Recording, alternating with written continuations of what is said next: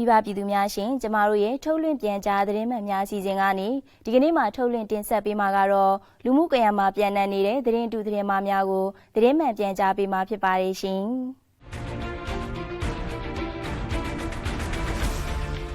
ပထမဆုံးတစ်ပုဒ်အနေနဲ့နတ်တလင်းမြို့နယ်မှာလုံခြုံရေးတပ်ဖွဲ့ဝင်တွေကပြည်သူ2ဦးကိုဖမ်းဆီးတပ်ဖြတ်ပြီးရုပ်လောင်းတွေကိုလမ်းဘေးမှာစွန့်ပစ်ခဲ့ကြောင်းသတင်းတူသတင်းမှတွေရေးသားဖြန့်ဝေနေတဲ့သတင်းကိုတင်ပြပါမယ်ရှင်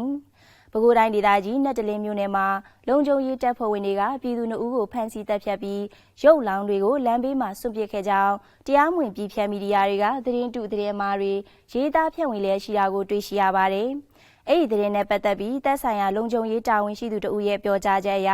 လုံခြုံရေးတပ်ဖွဲ့ဝင်တွေအနေနဲ့ပြည်သူတွေရဲ့အသက်အိုးအိမ်စီးစိမ်ကာကွယ်ဆောင်ရှောက်ဖို့အတွက်လုံခြုံရေးလုပ်ငန်းတွေကိုဥပဒေနဲ့အညီဆောင်ရွက်လျက်ရှိပြီးအပြစ်မဲ့ပြည်သူတွေကိုဥပဒေမဲ့ဖမ်းဆီးတပ်ဖြတ်ခြင်းမရှိကြောင်းအကြမ်းဖက်သမားတွေကသာသူတို့ကိုထောက်ခံအားပေးခြင်းမရှိတဲ့အပြစ်မဲ့ပြည်သူတွေကိုဖမ်းဆီးတပ်ဖြတ်ခြင်းရက်ကွက်ကြေးရွာများကိုမိရှို့ဖျက်ဆီးခြင်းလက်နက်ကြီးများဖြင့်ပစ်ခတ်ခြင်းများဆောင်ရွက်လျက်ရှိကြောင်းအထက်ပါသတင်းဟာအကြမ်းဖက်အားပေးပြည်ဖြတ်မီဒီယာတွေကအကြမ်းဖက်သမားတွေရဲ့အကြမ်းဖက်လုပ်ရက်တွေကိုဖုံးကွယ်ဖို့နဲ့လုံခြုံရေးတပ်ဖွဲ့ဝင်တွေအပေါ်ပြည်သူလူထုကအခြေအမြင်လွဲမှားစေဖို့အခြေအမြင်မရှိတဲ့သတင်းတူသတင်းမှားတွေကိုလှုပ်ကြံရေးသားဝါဒဖြန့်ဝေခြင်းသာဖြစ်တယ်လို့သိရှိရပါတယ်ရှင်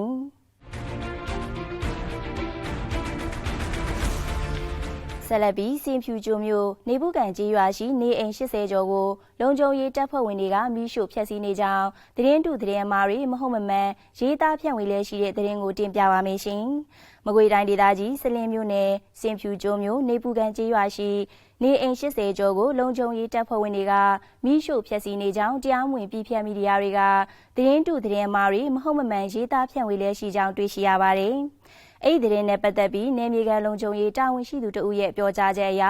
လုံခြုံရေးတပ်ဖွဲ့ဝင်တွေအနေနဲ့စလင်းမြို့နယ်အတွင်းအကြမ်းဖက်သမားတွေစိတ်ဝင်မှုမရှိစေရေးနဲ့အဖျက်အမှောက်လုပ်ငန်းတွေမလုပ်ဆောင်နိုင်စေဖို့အတွက်လိုအပ်တဲ့နယ်မြေလုံခြုံရေးလုပ်ငန်းတွေကိုထုတ်ပြန်ထားတဲ့စီမင်းစည်းကမ်းများနဲ့အညီပုံမှန်ဆောင်ရွက်လျက်ရှိပြီးကြေးရွာတွေကိုမိရှို့ဖျက်ဆီးမှုမရှိကြောင်းအကြမ်းဖက်သမားတွေကသာကြေးရွာများအတွင်းတရားမဝင်ခိုးအောင်းနေထိုင်လျက်ရှိပြီးသူတို့ကိုထောက်ခံအားပေးမှုမရှိတဲ့ရက်ကွက်ကြေးရွာတွေကိုခေါင်းစဉ်အမျိုးမျိုးတက်ပြီးမိရှို့ဖျက်ဆီးခြင်းများလှုပ်ဆောင်လျက်ရှိကြောင်းအထက်ပါသတင်းဟာတရားမဝင်ပြည်ဖြတ်မီဒီယာတွေက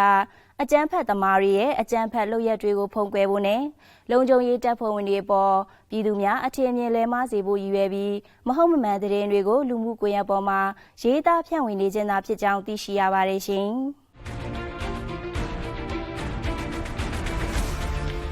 ဆက်လက်ပြီးရန်ကုန်မြို့မှာဘေးတွဲဆိုင်ကယ်တွေကိုဖမ်းဆီးပြီးသတင်းပေးဖို့နဲ့စစ်မှုထမ်းစုဆောင်ပေးရန်ဖိအားပေးလျက်ရှိကြောင်းသတင်းတူသတင်းမှားတွေမဟုတ်မမှန်ရေးသားဖြန့်ဝေလျက်ရှိတဲ့သတင်းကိုတင်ပြပါမယ်ရှင်။ရန်ကုန်မြို့မှာဘေးတွဲဆိုင်ကယ်တွေကိုဖမ်းဆီးပြီးသတင်းပေးဖို့နဲ့စစ်မှုထမ်းစုဆောင်ပေးရန်ဖိအားပေးလျက်ရှိကြောင်းတရားမဝင်ပြည်ဖြတ်မီဒီယာတွေကသတင်းတူသတင်းမှားတွေနဲ့လှုပ်ကြံရေးသားဝါဒဖြန့်ဝေလျက်ရှိပါတယ်။အဲ့ဒီသတင်းနဲ့ပတ်သက်ပြီးအုပ်ချုပ်ရေးတာဝန်ရှိသူတို့ရဲ့ပြောကြားချက်အရမှန်ကန်မှုမရှိကြောင်း